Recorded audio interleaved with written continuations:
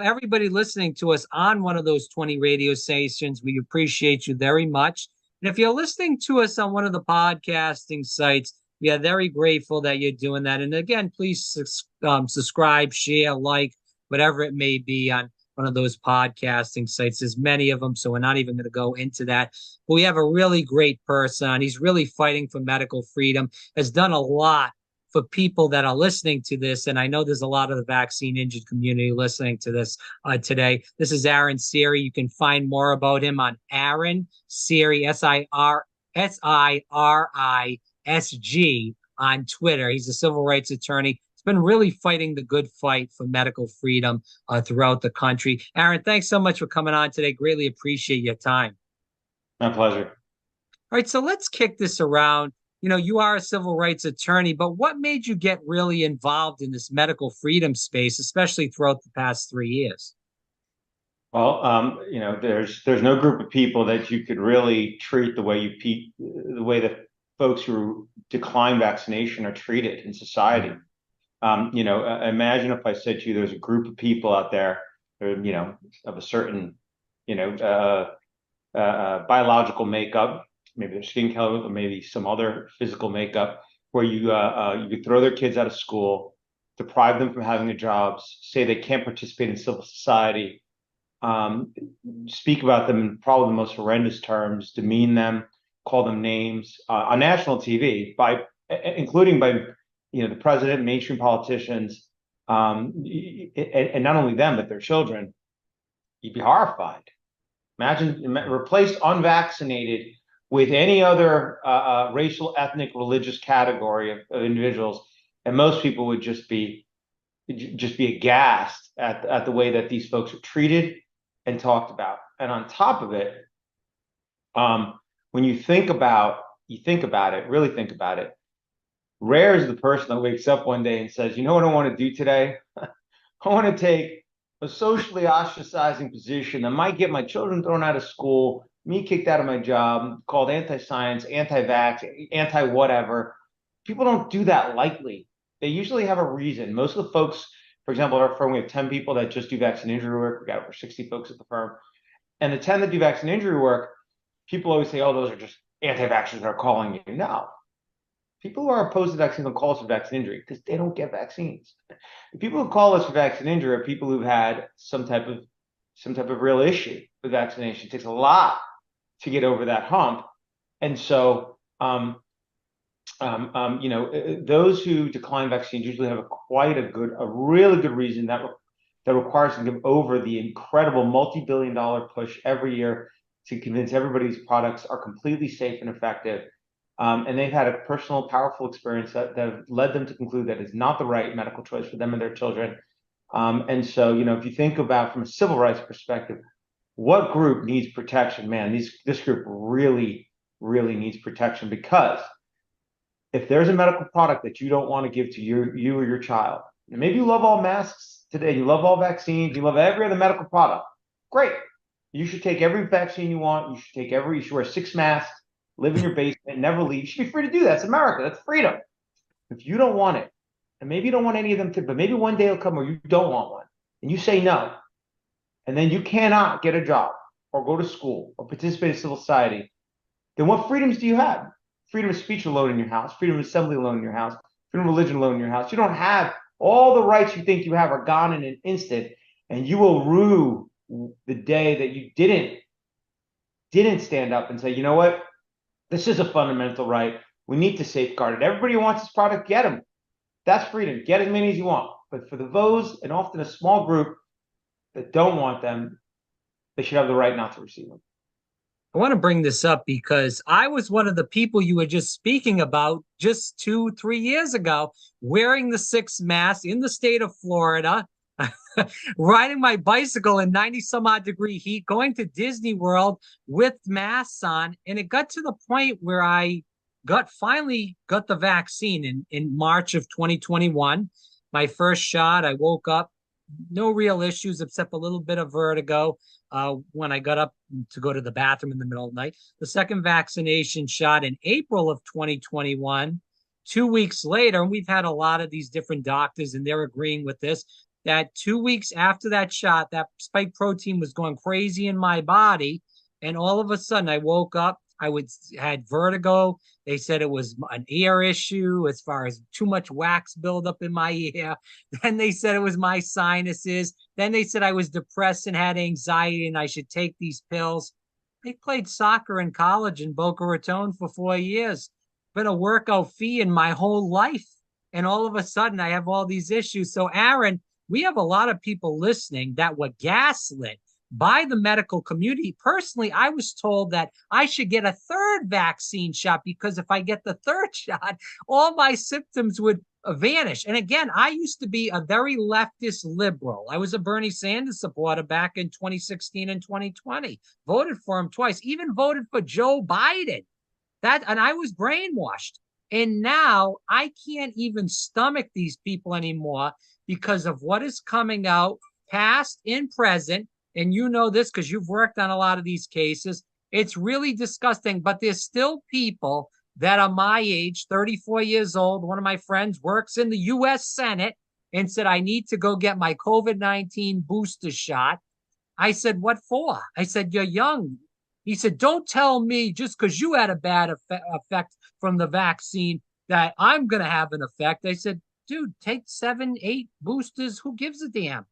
But we can't get to these people that I don't know if they're still in this liberal hysteria or what it is. So I just want to see if you have a better answer than me to get to these viewers and listeners that maybe are still in the hysteria, that this is over. This is a minor illness. And you're more, if you take the vaccine, you're more in line with getting seriously ill or having a death than you are if you get COVID-19. I don't know if you'll like my answer, but my perspective is this. It doesn't matter how dangerous COVID is, and it doesn't matter how safe and effective the vaccine is. Sure. Everybody should be able to make their own choice. That's what informed consent is. You make your choice. Because here's the thing. Once you cede that choice, who's going to make it? The government. You want to trust them to make medical decisions for you? It's not a good idea. So the idea of informed consent is this. You inform me of the risks and benefits, and then I make a choice. And then that's where it should end. That's what's called informed consent. It came out of one of the darkest periods of human history, this idea, right? Idea, it's the first principle of the Nuremberg Code, that nobody should have to participate in an experiment without giving true informed consent. You need no coercion, no bullying, not incentivizing everybody else and you're left behind. Informed consent, because here's the thing. When you look back at the long arch of history, okay, you look back, what's caused the most harm? Was it disease, pestilence? What was it? Let me tell you what it was. It was the idea that somebody else, a king, a dictator, a central committee, a central government, a board, something else, knows better than you how you should live your life and tells you what you should do. And this country, the United States of America, was founded, to be sure, didn't start out perfect, no doubt, on the principle of individual rights, that we all should have the right to cast off and make our own choices, take on our own risks, right? And that while liberty is dangerous, giving freedom is dangerous, to be sure, but the greater danger is ceding that right to somebody else, to some government, because that has always caused war, destruction, far more harm than anything else. And so when you stepping all the way back and then now answering your question, the greatest harm is not letting individuals make their choice. And throughout history, there's another component to this. When mandates have come into effect, when coercion has come into effect, when the central authority, government, whatever, cannot convince you on the merits. Right. When they can't convince you on the merits, that's when they have to bully you, coerce you. That is the tool of dictators, bullies, thugs, criminals. That's not the way government should operate. They should try to persuade you on the merits, and if they can't, that's it. Water is essential. Food products are essential. We don't need to mandate people to take them. If this, the only reason you need a mandate is because there is an issue about the safety and efficacy of a product. That's why you need to mandate. That's why you need to. So at the end of the day, if you're 18 years old and you have no comorbidities, and you're totally healthy, and you want to wear 6 masks and get a booster a day, you should be able to do it. You're 80 years old, you have 100 comorbidities, and you don't care, and you want to go to the coffee shop, and you want to get your coffee without a mask, no booster, no vaccines, you should be able to do it. That's freedom. And the part that makes the whole thing so ridiculous is we know that this product, like, by the way, many vaccines, which the public doesn't know about, right, this product does not prevent infectious transmission. So think about that. Think about how incredibly illiberal it is to mandate you to do something that's only benefiting you. That's like saying you can't have a job unless you take your asthma inhaler, or you can't do XYZ unless you exercise or eat like this. You go down that road, then what rights do you have? It's bad enough when they mandate it when it can prevent infection and transmission, but to mandate it when it doesn't is incredibly illiberal. And in fact, when you think of the ethos, you said you were you're part of a Democrat liberal. I mean, that is a central core tenet of what the ACLU fought for decades. Yeah, they have very much lost their way. I don't know if the party left you or you left the party. Well, I think the party left me because I still, I spoke to Naomi Wolf the other day. She was high in the Clinton administration and with Al Gore. And I told her, I said, I used to be with all these beliefs and stuff. And now, as you just stated a little earlier, I don't know who to believe anymore. But I know the government's been lying to me. They lied about COVID-19. They said that the vaccine was 100% safe and effective. Then it went to 99. Then it went to 98. Then there's all these, oh, well, it could do this and could do that. So my thing was, and you said it just earlier, there was no, when you signed that paper to get the vaccine, they didn't say any kind of, you could get myocarditis.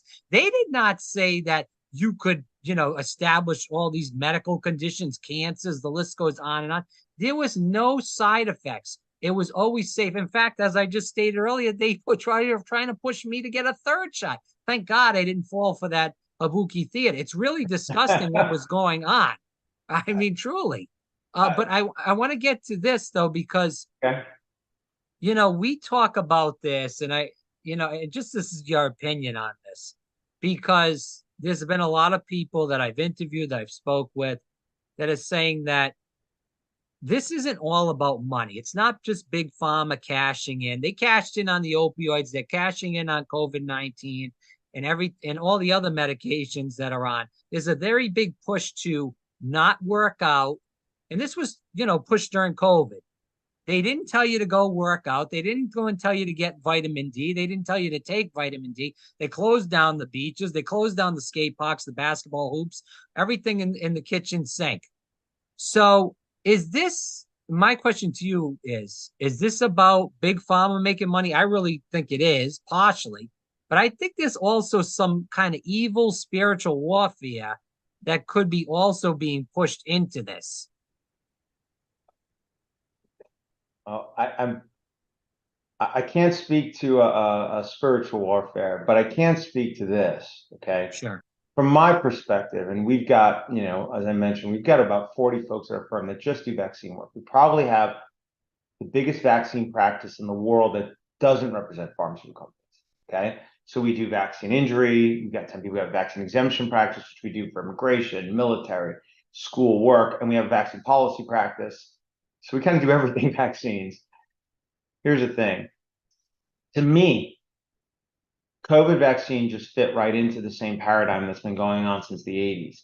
And I think once you understand how vaccines are treated, it really will make a lot more sense. It won't seem as, I don't think you need to start looking to spiritual stuff to understand that this is kind of a business as usual. And here's why.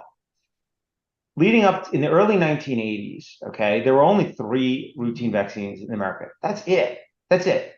Okay. Everybody didn't die, by the way. Just, we're all still here. 3, that's it. MMR, DTP, and OPV. Problem was they were causing so much harm that the costs of litigation and settling those claims for those 3 shots resulted in all the manufacturers going out of business or stopping production, except for 1 for each. That's it. 1 left. And they were threatening to shut down. Now, for every other product, like drugs, planes, chainsaws, think of all the stuff we encounter every day in society, all the consumer products. For every other one, what happens when it's not safe? It causes harm. You make it safer. You make it better.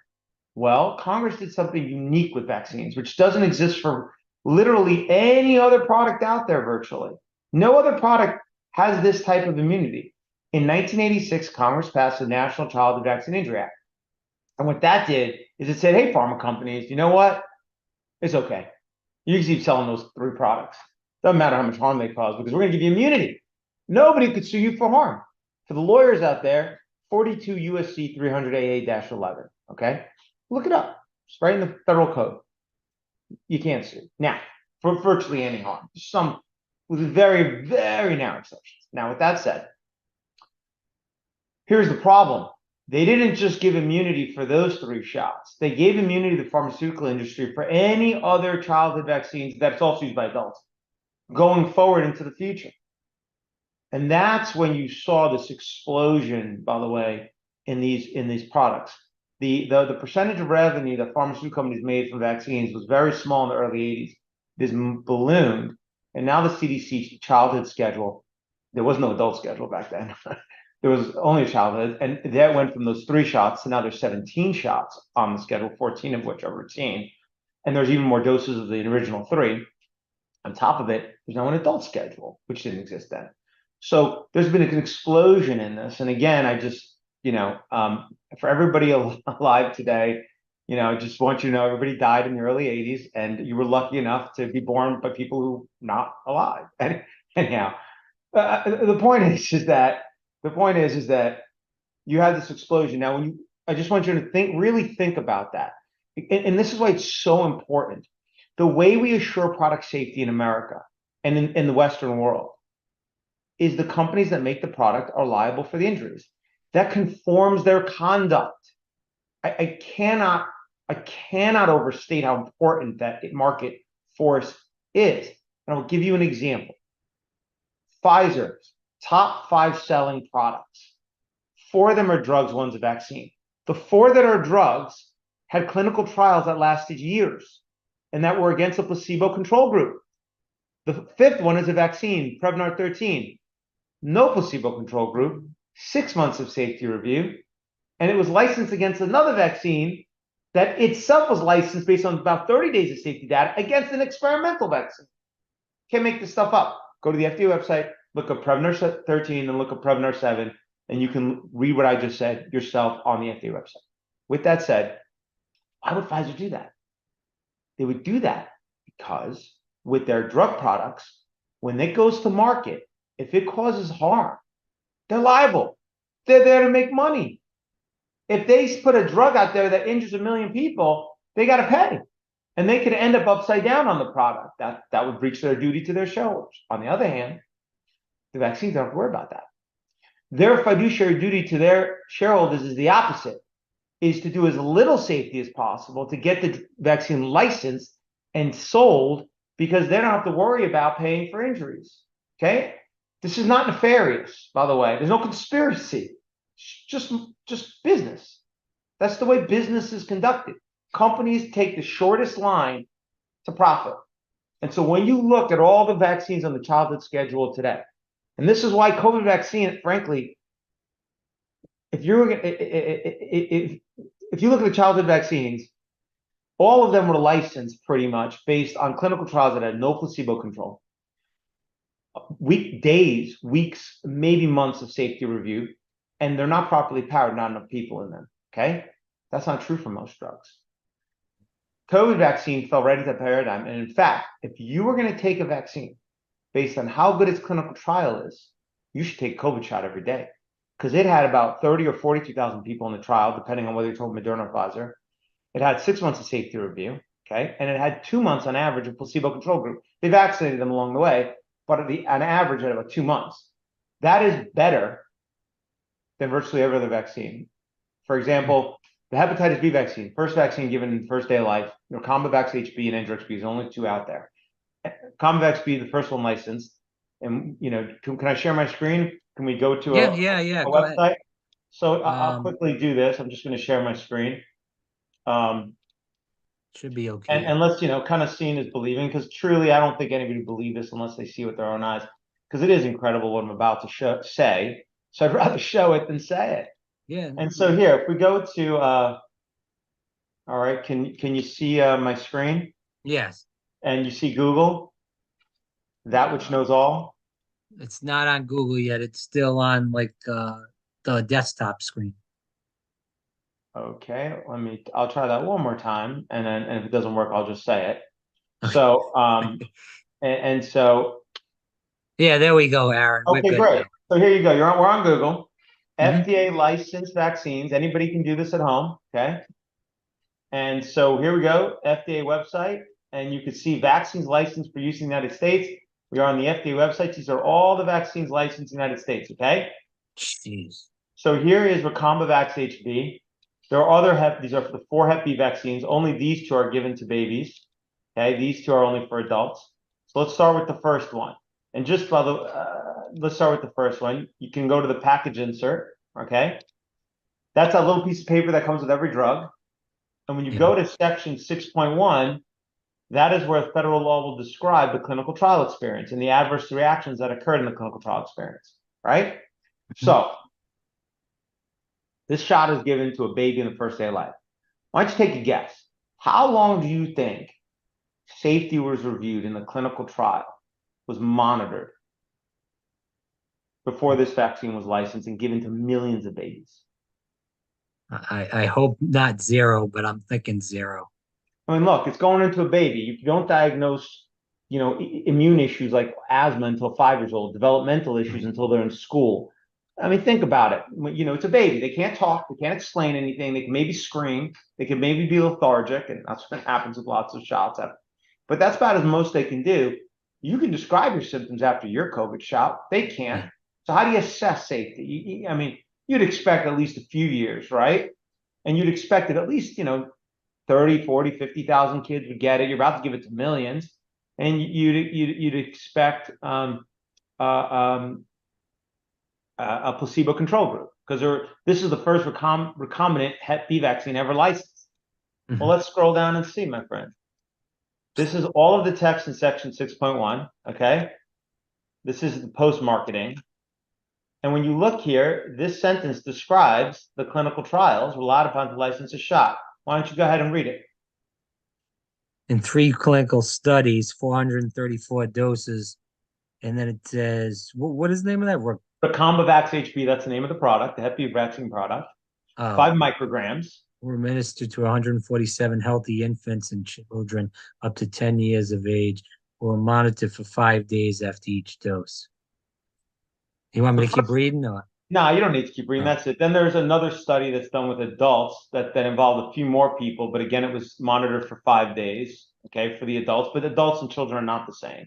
right, of The course. first time I saw this, I represent a nonprofit called Informed Consent Action Network, Yeah. ICANDecide.org. And back in, when we saw this back in 2016, 17, we went through this whole series. We FOIA'd the FDA for the clinical trial reports. We said, come on, it can't be. It can't be. We FOIA'd, we got the clinical trial reports. We actually sued over this. It's 5 days. That's what it is. 5 days. It seems incredible. But again, look, right here on the FDA website, last I checked, not an anti-vaccine organization. This is the official licensure product insert written by Merck, approved by the FDA. Federal law requires you to describe it. And anybody who wants to go to ICANDecide.org and they can see the actual underlying clinical trial reports that were submitted to license this, all the supporting documentation. And you can see that's what it is. So understand, when you're looking at COVID vaccines, you're saying, "Oh, is there evil forces? But what's going on here?" This is just business as usual. In fact, from the FDA's perspective, they think they have gone beyond, way beyond what they needed to do to license this product. And in fact, maybe they only did a placebo because we've been torturing them for years with lack of placebo control in these clinical trials. Nobody really paid attention to it. But you have you essentially have an industry that can't be held accountable effectively for these products. They can sell them at will. Not only that, they got a guaranteed market because they're mandated. They have the federal government that then goes and promotes these products. And then when somebody complains that they're harmed, okay, you think that the crop of people right now who are injured by COVID vaccines is the first round. This is just Let me tell you something. For every new shot that came out, I can find there are a series of doctors that said, look, this Hep B shot can cause this issue, can cause that issue. There were parents who said their children died of issues. We still get these calls to today. You can't sue the manufacturers. We can sue the federal government, by the way. That's why we have a Yeah. vaccine practice. You sue the Department of Health and Human Services, the very same department in which the CDC, FDA, NIH is located. Meaning, if they do any study that shows a vaccine causes a harm, you use it against them. All right, admission against interest. So that's no conflict there. Anyway, when it comes to COVID vaccines, the main difference is this: when you roll out the Hep B shot, you vaccinated a cohort of babies, and after 20 years, you still only vaccinated a small percentage of society. You did it slowly. With COVID vaccine, they did something that's unlike most vaccines. Some vaccines, 270 million Americans basically got that shot, and they got it rapidly. And there were adults who can talk. So the issues that arose in a certain percentage of those folks, right? Mm-hmm. You couldn't hide them as easily. If COVID vaccine was rolled out like most vaccines over a 20-year period, 30-year period to babies slowly, you would have had this gradual increase in myocarditis in society, most likely. Nobody would have attributed to the vaccine, and they would have said, yeah, that's just the background rate. We have gone in America from the early 80s, 12% of kids have a chronic health issue, to about 50% of kids have a chronic health issue today in America. Most of those are immune issues or they're immune-mediated neurological disorders. I'm not saying vaccines cause all that, but you probably should start with the product you're injecting over and over again at day one, 5 to 6 times at 2 months, 5 to 6 times at 4 months, 5 to 6 times at 6 months to see if that's really the cause. But nobody's going to do that. Pharma has no interest in doing it. Federal health authorities don't do it. I can assure you they don't do it, because when we have calls about vaccine injury, we have to prove it. I'm not that PhD. I'm not a doctor. I don't get to say things. We got to prove it with proof, like clinical trial data, like this package insert and the underlying clinical trial data and the peer-reviewed science in high-impact journals. That's all we rely upon. That's all we look at. And there's actually nothing. It is a dearth. The idea that like vaccine safety is seriously studied is anybody who actually looked at it would fall off their chair laughing.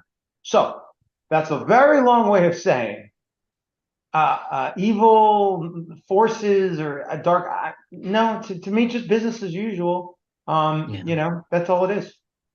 Well, I want to get into this because, we do have a lot of people vaccine injured that are listening. Again, Aaron Siri, it's Aaron Siri SG on Twitter. Definitely follow him, rate, follow. There's a lot of people listening. They're vaccine injured. What advice would you give to them? Because as you said, it's extremely hard. And I'm told this, and you can correct me if I'm wrong, that if you look at the insert from the COVID-19 vaccine, it says blank. You can't see the ingredients of what they put in this vaccine. I mean, there's some doctors that, think they know what's in it. They don't know the whole gist of everything that's in it. And then, as you stated, the Vaccine Compensation Fund, I actually called them up once I got injured to see, and they said you only have a year to do this. You can correct me if I'm wrong on any of this stuff. And that it's extremely hard to get anything done, and to pay for a lawyer and all this stuff. It's a joke. So what advice would you give to people vaccine injured that, the compensation fund is a joke and it's even hard to manipulate in general? Oh, okay. Let me unpack. There's a number of points in there. So, okay, first, let's start with the compensation piece, and then we'll talk about the package insert component of it.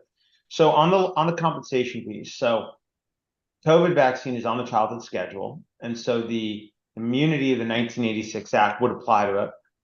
But there's another level of immunity that applies to COVID vaccines that's even more protective, if one can imagine that, frankly. Was this in the CARES Act? PrEP Act. PrEP Act, okay. So in the PrEP Act, pursuant to the PrEP Act, this applies to all COVID countermeasures. You can't sue the manufacturer for virtually any harm. So the only thing you can do now, if you're injured by other vaccines, you can bring a claim in something called a Vaccine Injury Compensation Program. And that's, again, that's in the federal court of claims. You're suing the Secretary of the Department of Health and Human Services.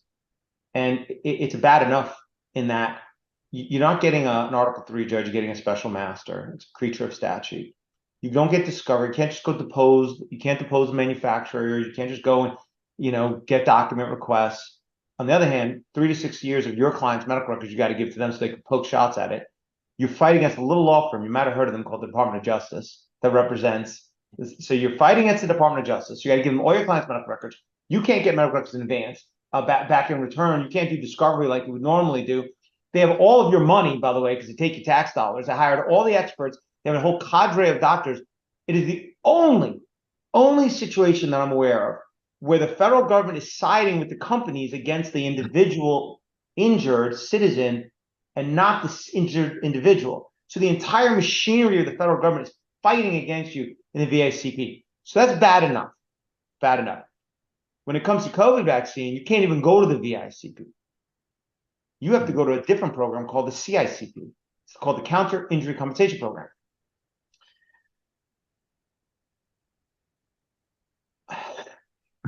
It's basically the equivalent of just get a crayon, write out your injury on a piece of paper, go to your backyard, dig a hole, throw it in, and see if it grows a plant that produces money to compensate you.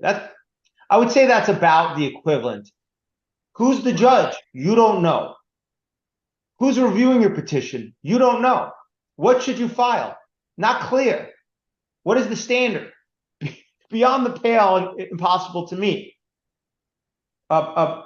What is the expert reviewing it? You don't know. Can you talk to them? No. Can you depose them? No. Can you cross-examine them? No. Can you know the standard by which they're reviewing your petition? No. What can you know? Nothing. All you know is you take this, you fill out what you can, you file it in a black hole, and you wait for how long? You don't know until you get a response from who? Oh, again, an agency within the Department of Health and Human Services, the very same department of government that told you what? Get the shot, it's safe, take it, mandated you to get it. So they're going to decide this in a black box. Some point in time, they're going to spit out a decision, right? And here's the worst part. Let's assume you could even meet their ridiculous standard for compensation and their mercurial process. And they decide, yes, you're entitled to compensation. Here's the maximum you can get. You can get $50,000 a year tops for lost wages, 0 for pain and suffering, and you can't get anything, and unpaid medical bills. That's it. That's all you get. So if you're a retiree and you got transverse myelitis from the shot and you're in a wheelchair and you have pain and suffering, so you don't have income because you're retired and you have health insurance, great. If you won, you get nothing. And so even if you win, you're not really getting anything. And this program, as far as we can tell, only has $5 million. So they got thousands and thousands of claims. So, I mean, it's to call it, I don't want to, there are so many people suffering that I don't want to be too glib about it, because, there's one group alone out there. It's called React 19. Incredible. Yeah, they're great. Yeah. Amazing. They got 30,000 people who are seriously injured. I just would like to remind your listeners again, these are not anti-vaxxers. They're not people who have problems with vaccines. You know how I know? They got the shot, okay? The people who got problems with vaccines are not going to be injured by COVID vaccines because they're not going to get it, all right? So these folks, 30,000 in one group, run by very serious people. Brianne Dressen, who was a participant in the AstraZeneca clinical trial. Yeah, I'm sure she did that. She obviously had no issue with the vaccine. She offered her body up to participate in the clinical trial. Another, Joe Waskog, was a orthopedic surgeon before he got his Moderna shot. And now he can't perform surgery anymore because of the reaction, ongoing issues he has. He's not doing that for fun. He'd rather keep his career going. He was a very successful orthopedic surgeon. It's the last thing he wanted to do. That group has hundreds of doctors. Craziest part about this group of hundreds of doctors is most of them will not even speak out publicly in any way because they don't want to be called anti-vax or some other pejorative or whatever. With all of that said, these 30,000 folks, just in this one group, are suffering serious injuries. I'll give you one example of one injury that we have seen. We have thousands of folks who, we don't know what to do. We can't really help virtually any of them who call us about COVID injuries. It's probably more than that. I don't really keep exact count. But there's, for example, been one injury that's been unique from COVID vaccines that we haven't seen with other vaccines. And we've gotten enough calls just to our one firm of this same injury from random people around the country that it's not, I mean, it's not, it's clearly in my mind, it's causative from the product, most likely, almost for certain. I mean, I don't know how else what other assessment to reach. And, I'm sure the HHS can spend our billions of dollars of taxpayer funding to find an epidemiologist and a statistician to argue with me, and so be it. I'm not, I'm just saying what I've seen. Okay. But we have numerous people that have called us and they describe this condition that never, it is that the nerve endings that sense that you're burning, right? So if you put your hand on a hot plate, that sensation makes your hand jump off. They feel that sensation in every single nerve in their whole body. They feel like their entire body is on fire at all times. I understand it's probably the most excruciating, horrible thing you can imagine. And my understanding is that a number of these folks, my understanding from React 19 is that they've killed themselves at this point. Because I don't know how anybody can continue life that way, feeling like you're constantly burning. But, for these folks and for other folks, I mean, for those who got the shot and don't think they have any issues, great, but there are people who have serious issues. And it could just be tinnitus, they have ringing in their ears. But that ringing in the ears, which, there's some estimations, there are millions of people that have this problem. It can stop you it could drive you crazy because you can't sleep, you can't focus. That's right.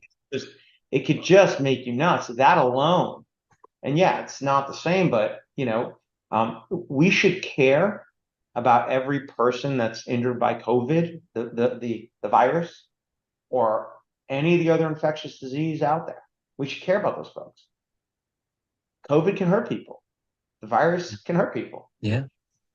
But we should also care about people who are injured by the product that often people are even mandated to take. And unfortunately, that kind of career and concern does not run to those folks. Certainly not by the health officials, the pharmaceutical companies, and the powers, the structure that's out there, because there's no money in it, and there's no, and it also would require the health authorities to admit, oops, we kind of, that thing we told you, mandated you to get, it can cause, injury at a certain level. They don't want to admit that. They would have to pay for it, and they would have to admit they're wrong, and it also caused reputational issues on the side of the industry, of the agencies. It also hurts the revolving door between, for those folks getting a job in pharma, and obviously the pharma industry has no interest in doing it. So who's left? What's left is groups like React 19, ICANN, and in any other product, like these groups out there who fight to make cars safer. They're like, yes, that's important. Or to make baby food safer. Yes. Make vaccines safer. Oh my God. Those groups are the horrible worst. And ironically, it's an ironic situation, but it's because you got billions of dollars every year of the pharma industry, and billions of dollars every year of our taxpayer money, all going in one direction, promoting vaccines. And there's virtually no moneyed interest that's really pushing back the other way. So Aaron, since, we were talking about that, and I know that was very well said, and it was kind of emotional for me listening to it, because I've interviewed a lot of these people from React 19, and some of their stories are really bad and they're pretty horrific. And I've also interviewed doctors like Dr. Peter McCullough, and he talked to me personally about there's been issues with, as you stated, these people that have extremely bad injuries and they commit suicide. And it's sad. And no one cares. They make fun of these people online. They troll them. They call them anti-vaxxers. Again, as you stated, they got the vaccine. Right. They did. These folks went out and they did what the government told them. Government told them, go get the shot. It's safe and effective. And when these very same people went back to those people and said, hey, you told me it was safe and effective. I did what you said I should do. I did it. And I got a problem now. They're just gaslit for the most part. They're cast aside. The doctors are the worst, honestly, Aaron. I hate to interrupt you, but I have to say this as a person that's been to many doctors in the past 2 years. They've gaslit. They've laughed at me. They want to pump you with pills that are not going to help you. I've heard through many people on React 19 that they call them crazy, psychotic. They should be in mental institutions because they're talking that the vaccine hurt them. It's crazy. You know, a lot of these people were, and I talked to a lot of women too, they were athletes in college. They were in tremendous shape. These aren't just some, blowhards that are just making things up. And now some of them can't even get out of bed. Some of them have got cancer. They've lost all their hair. It's disgusting what's going on. I do want to take this in the direction of the issue with the blank paper and the insert Okay. in the. I don't know if you want to tap off Sure. on that or just move right into the insert.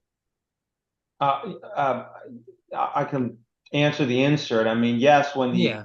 vaccine was first only had emergency use authorization, starting with the Pfizer in December of 2020, when it was given emergency use authorization (EUA). There's no package insert yet because that is something that's created when it's licensed. So the package insert at that time was blank, except for I think a link to take you back to the EUA documentation. Now, since that time, the COVID vaccine and the for Moderna and Pfizer have been licensed. COVID vaccine, the Pfizer's is called Comirnaty, uh, and Moderna's is, I think, aptly called Spikevax. And now there is a package insert, and I actually think the package insert is a really interesting document to look at. And we could open it and take a quick look at it, and you could see, because what's really interesting about it is that there's something very telling about it. I'll share my screen one more time, if you could enable it. Yeah. And and and, and here's what's interesting about it.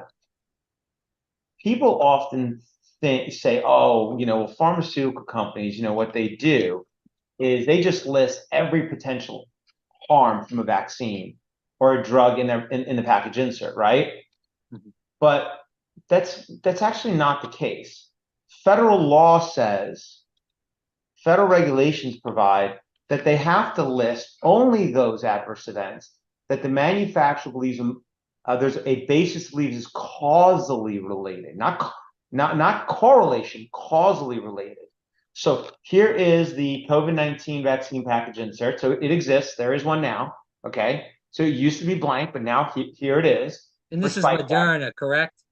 This is the Moderna one. Okay. Okay. And just like we did for the Hep B, we can go to 6.2 post-marketing experience. Okay. And you could see, well, what did they add to section 6.2? And what you could see is, and I think this is quite telling about vaccines in general, is that's 6.1 describing the clinical trials. And in section 6.2, which you'll see, we're going to get there. Oh, sorry. And you're going to see actually only 3. There we go, 6.2. Mm-hmm. So these are the adverse events that were identified after licensure. And look what it shows. It shows myocarditis and pericarditis, anaphylaxis, right, an immediate allergic reaction, urticaria, which is a rash, they must have just added that, and syncope, fainting. That's it. Now, COVID-19 vaccines, no doubt, cause far more harms than these.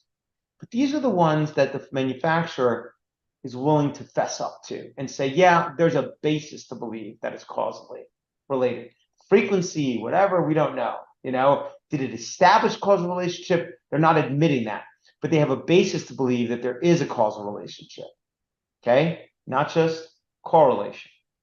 Let's go back to this Hep B vaccine given to babies, right?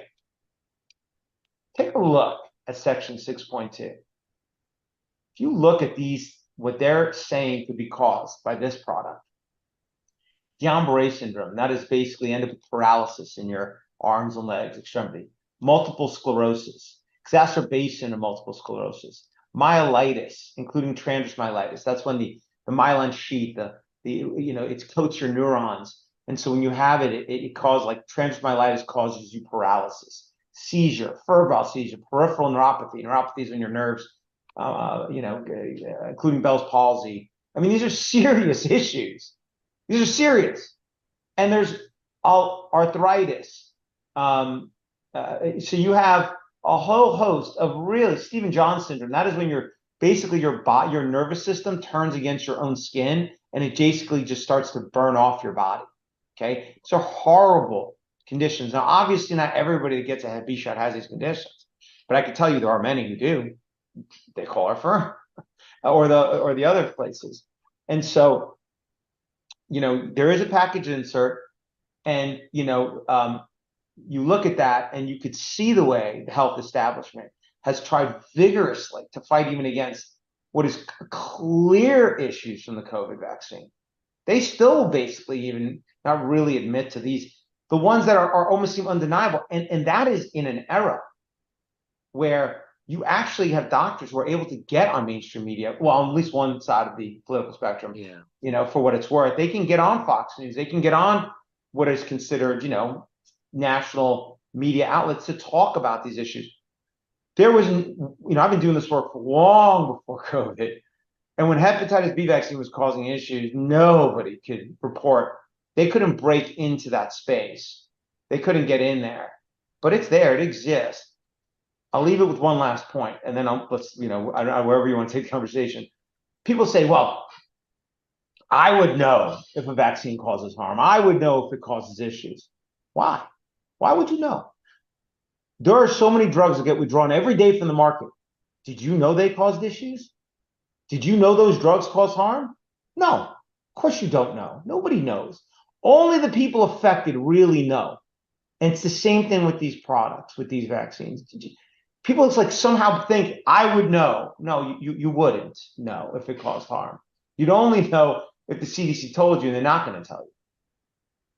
I want to go into the Pfizer papers because I know you did some work on that, and also what happened with the DC work that you did too with the mandate.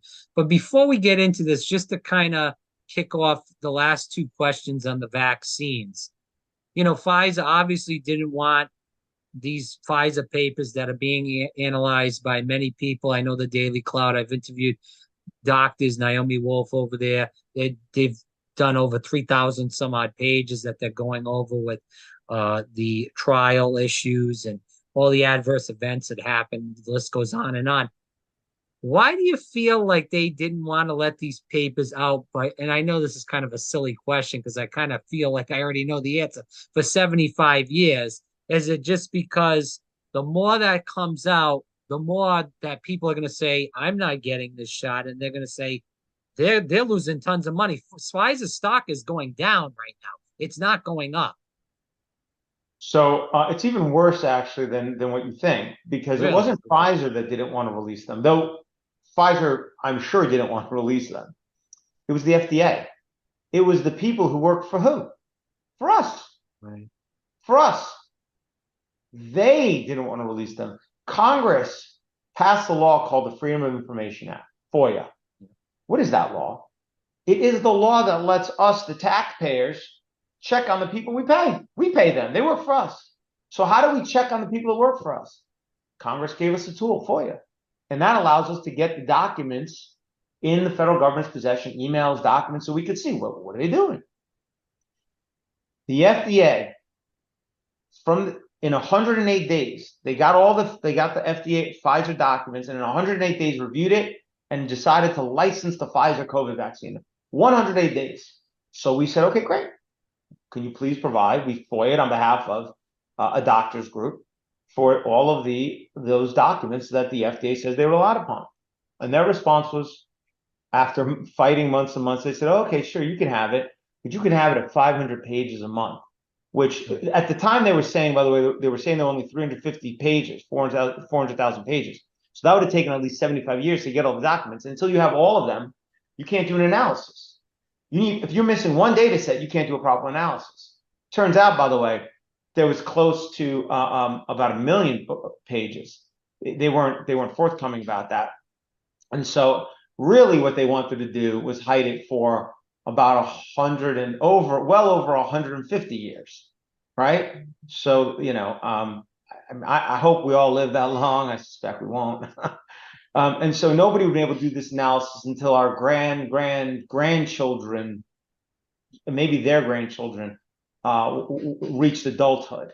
I mean, it's effectively what they wanted But to do. Aaron, you understand why people think this is kind of like the JFK conspiracy, because they've been Federal, saying they're going to release it, and they just keep kicking the can down the road. So I kind of relate what's well, going on with these Pfizer papers to that. Go ahead. I'm sorry. oh, well, they did. So the clinical trial documents for the Pfizer COVID-19 vaccine license for 16 and older, if you can go to iCanDecide.org or phmpt.org, and you can actually get them. You can see them. We are still getting them for the 16 and older. We get every month at least 55,000 pages. But the problem is that they misrepresented, or the representation was inaccurate, the total quantity. So when the judge ordered 55,000 pages a month, right, when we won that suit, we all thought we'd have all the documents by the end of last year. Turns out it's not 400 something thousand pages. It's over 1 million. So we're still getting it at 55,000 pages a month. We should have all of the documents, I think within the next month or two, should be the last tranche.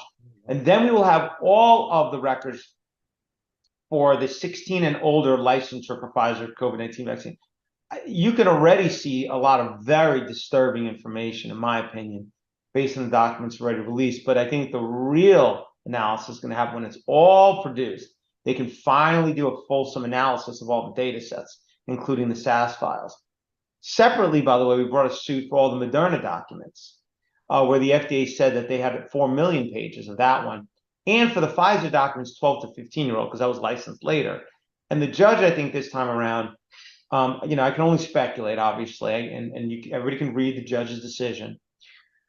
But if I were the judge, I don't think I would have taken kindly to the fact that for last time around, I was led to believe it was for 400,000 pages, and so I came up with the 55,000 pages a month.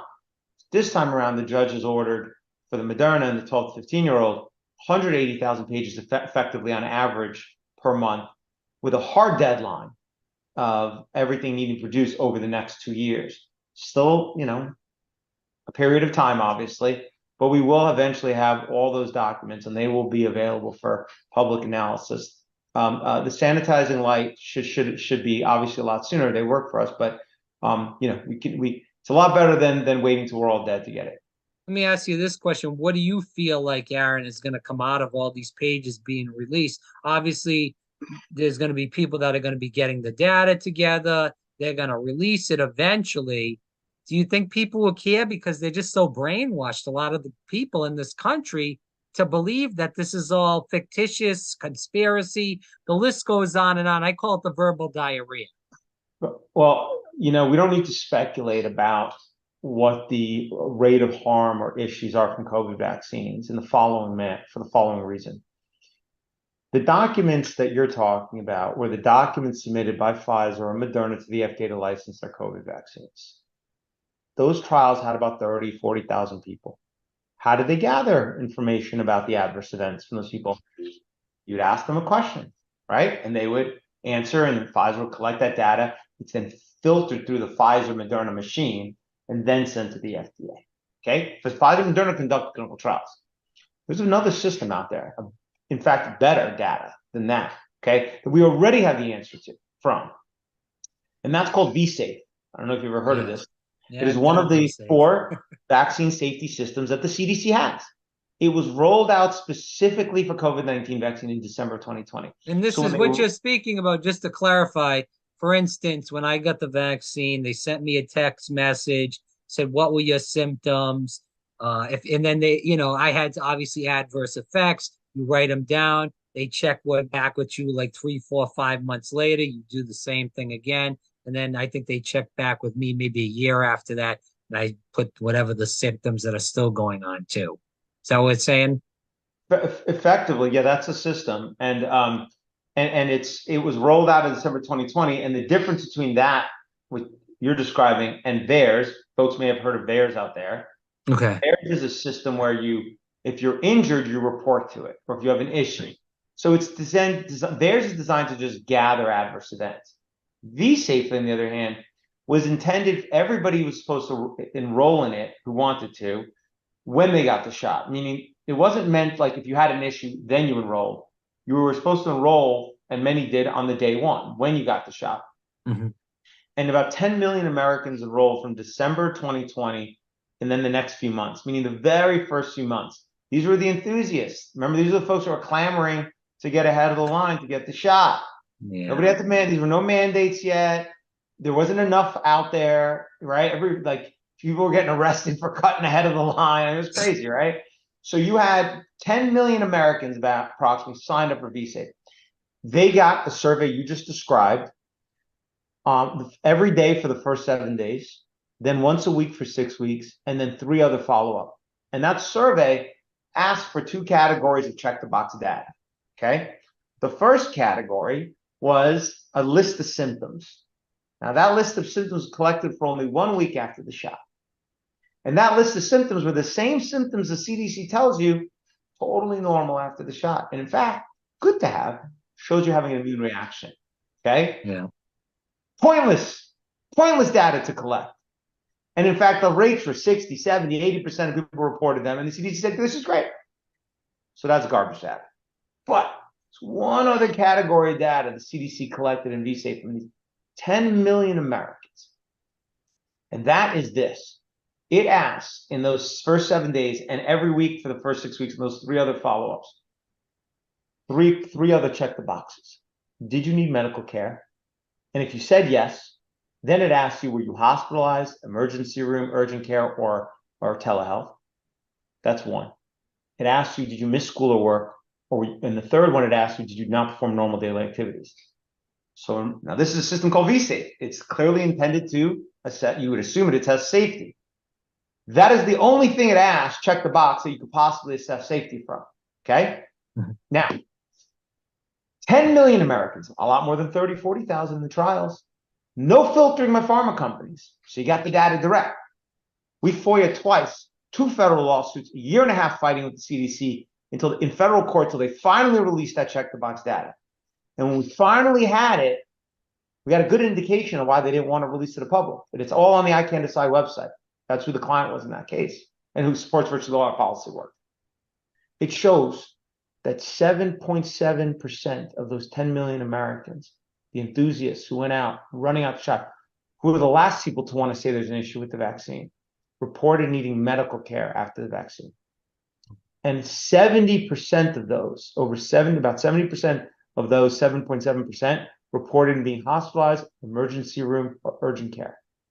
And on average, 2 to 3 times visits. You don't go to the emergency room or hospitalized 2 or 3 times because you're having fun, right? That is probably the best data you're ever going to get about the safety of these shots. Can I share my screen one more time? So I'll show this to you. It should be on. I'll show this to you in real time. So we're back here. Can you see my screen? Yep. Okay. So I'm going to go to icandecide.org and I'm going to go to the VSafe data. Okay. And ICANN's a credible organization. They created something, this dashboard. So they took all the data and they created this dashboard. It's called Power BI. And you could actually see it right here. There were 10 million people in the system, right? Mm-hmm. And you could see the red are the ones, how many sought medical care. And so when you look at that, we could just limit it to required medical care. And what you could see is that out of the 10 million users, 782,913 reported needing medical care in VSafe after the COVID shot. But there were 2.1 million reports. So out of those 782,000, like I said, about 2 or 3 reports per person. Does that make sense? Mm-hmm. Okay. And so when you think about like what is the best indication that this shot is a problem, this is it. You're never going to get better data than this. You're not getting 10 million people prospectively, not looking back where you can rig the data. This was done real time with these people, And this is what they reported. And you can even drill down, like I said, you can look at the medical care type that they saw it, and you can go through the other stuff as well in here. It's really, and you can download the data files yourself. And if you've got the skills, you can open them and run them in your own, you can look at this directly. Let me tell you something else about this. So when you asked me, well, what do you think the Pfizer and Moderna data is going to show? I mean, I think we can already get a good sense of what it's going to show. But let me, but if you're looking for, well, what is the rate? What is the frequency? Here it is. I mean, it's right here. And let me tell you the most disturbing part about this, okay? Here's the list of symptoms that they gathered: pain, fatigue, headache. When you look at this list of symptoms, where's chest pain? Where is nerve pain? Where are all of the symptoms that they know COVID-19 vaccines could potentially cause? And just so you understand, I'm not, when they designed VSafe, they had this document they created, the CDC, on designing it before it was launched. That design had a table of something called adverse events of special interest. And those adverse events of special interest, and they're called pre-specified medical conditions. So they knew before launching VSafe the potential harms that COVID-19 vaccines can cause. I can actually show that to you if you would like as well. So when you and when you think about, I know you're looking for evidence of actually, like they knew and they didn't, they were trying to hide. Why, if they knew that it could cause, and on that list is myocarditis, pericarditis, transverse myelitis, a seizure, stroke, all the things that we see from the vaccine, why didn't they make those check the box options? If they'd have done that, you could have easily known the rate. Right. They didn't want to do that. Yeah. And I think that I'll let you surmise why they didn't do that. And I'll open up for you right now we've also heard a lot about fertility rates that there's been issues with that after the vaccination too. So yes, and so there's a lot, and there's a whole cohort of data regarding that as well. And why didn't they release that as well, right? So here, I'm going to pull this up right now. I'm going to share my screen one more time. Sure. So here it is. Here is the protocol. Can you see my screen? This is in my Substack. I'm going to open it. So here you go. This is VSafe 1 protocol from November 19, 2020. This is the CDC's document, 50 pages. And this protocol they used to design the VSafe system. So this is before it was launched in December 2020. If you go to the very last page of the protocol, this is, again, a CDC document, right? You could see they had a list of adverse events of special interest. And what's on this list? This is before the vaccine was launched. Myocarditis, pericarditis, pregnancy and pre-specified conditions. You've got coagulopathic therapy, right? What we're seeing with people's cardiovascular system. Guillain-Barré syndrome. That's the extremities where you have a paralysis. You have MISC, as you have seizures, convulsions, stroke, transverse myelitis. All the things that we ended up seeing, but they did not include these as check the box options. And they knew the vaccines. They had obviously, I'll call it a strong suspicion that it could cause it. And I'll leave you with this last point. And this is the part maybe is even worse than everything I've just said about VSafe. And it's this. The CDC published over about 40 studies during this pandemic saying COVID-19 vaccines are safe. And in these studies, what are they relying on? They rely on VAERS data, which they say, by the way, you can never show a vaccine causes harm. Only safe somehow. It's an incredible system. All right. They say, well, we don't know the denominator. We don't know the population size in which we're reporting to VAERS. You can't make any causality conclusions. Fine, whatever. Then you have VSafe. But in all 40 of those studies, and you can find them in my Substack, I have all of them listed. All 40 of those studies, the CDC only disclosed the rate that people sought medical care for the first week after getting the COVID-19 vaccine.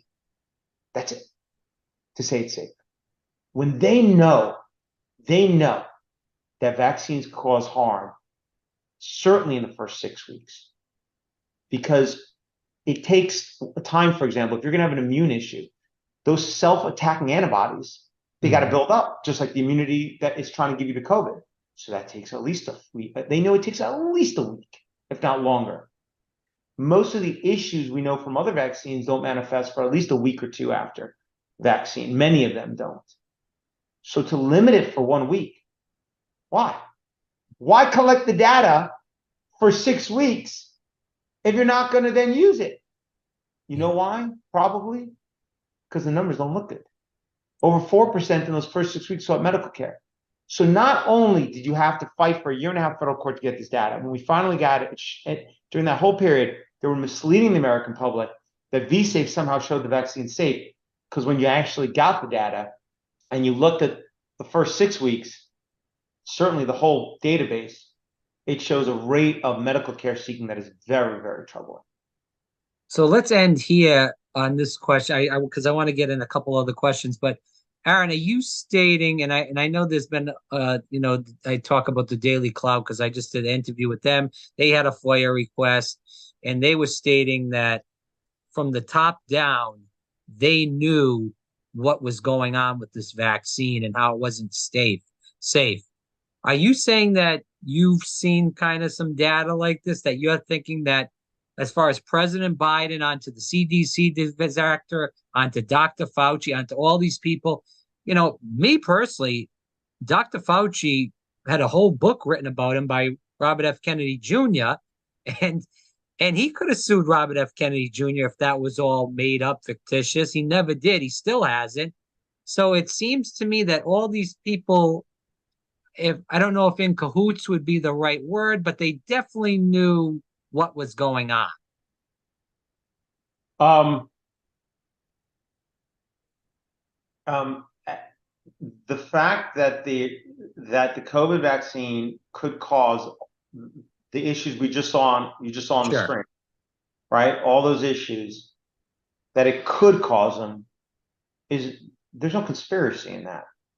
I just showed you from before the vaccine was launched the protocol from the CDC itself, and there's actually also, and it's and I have this it's in one of my Substack pieces. There's a presentation that was given to the ACIP, which is the CDC's vaccine committee, by the CDC, even before that listed these same conditions as potentially being caused by the COVID vaccine. The fact that that their knowledge that it could cause these issues, they knew it. It's just undeniable. I mean, they don't. It's not. It's in broad daylight. There's no hiding that. They're not trying to hide it, as far as I can tell. I don't. So they knew it could cause these issues. Mm-hmm. But from my perspective, I don't think that Dr. Fauci or Rochelle Walensky, the former head of the CDC, or all of these folks think that, I think that the way that they view these products is, well, as long as we're causing more good than harm, we're doing God's work. We're great. They know these products can cause harm. Peter Marks, the head of, basically the guy who's going to be licensed, who's essentially the head of the vaccine division at the FDA, or Janet Woodcock, who was the former acting head of the FDA. I mean, there's no way they don't know these vaccines can cause serious harm. Communicated with some of these folks myself. But they believe, I have no doubt that they believe that they're doing far more good, or they're doing more good than harm. And so they're comfortable playing God and making that decision for everybody else. So yeah, I mean, I don't think it's like I don't think that. I mean, I don't think that this, but I don't think it's like I don't think there's like a conspiracy in it. I just think it's just It's a money game, and they think that they're smarter and better than everybody else. It's about money. There's a lot of different aspects, but it's not like you saying that it's some kind of evil spirit. It's coming and in. it's not, and it's just to be clear, it's not all money for every actor in this one-sided hegemony that pushes vaccines. Certainly for the pharmaceutical industry, but for some of these folks, like, look, Dr. Peter Marks, who's the head of the vaccine division of the FDA, right? He's made videos promoting this vaccine before it was even licensed. He's gone out there and told everybody to get the shot, right? So he's staked his personal reputation on this product. You think he's going to be objective later? He's going to say, oh, yeah, remember that product I told you all to get? Oops. Yeah, sorry about that. I kind of messed up.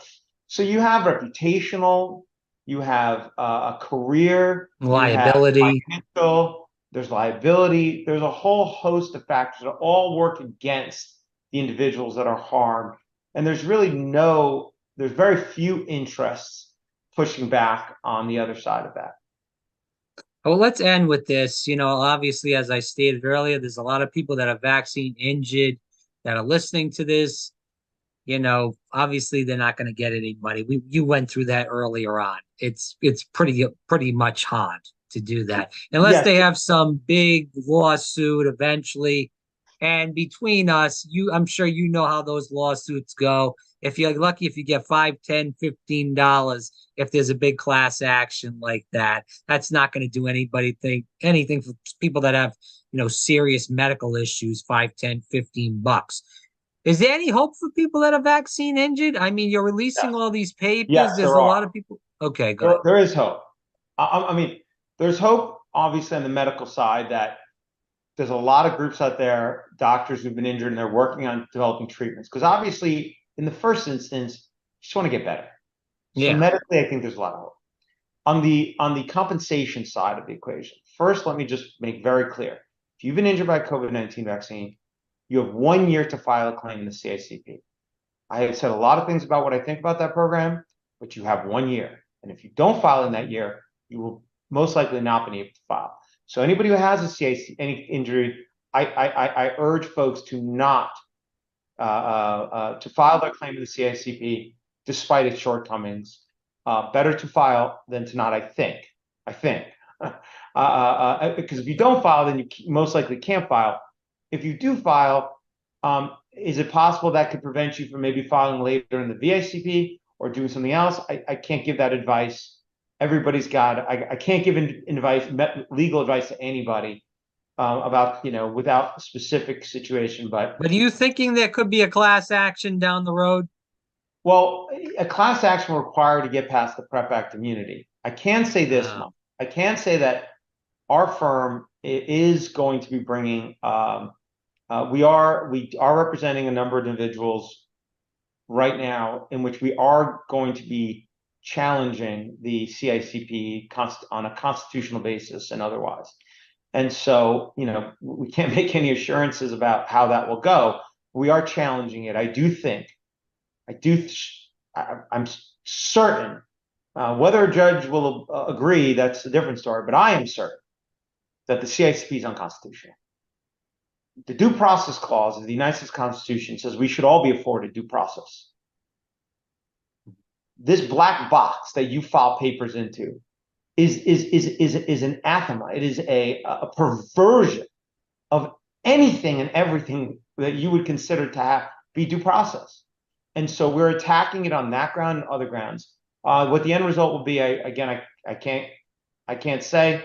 I'm not Brave Ruth, can't call my shots, but we are bringing a suit to attack it.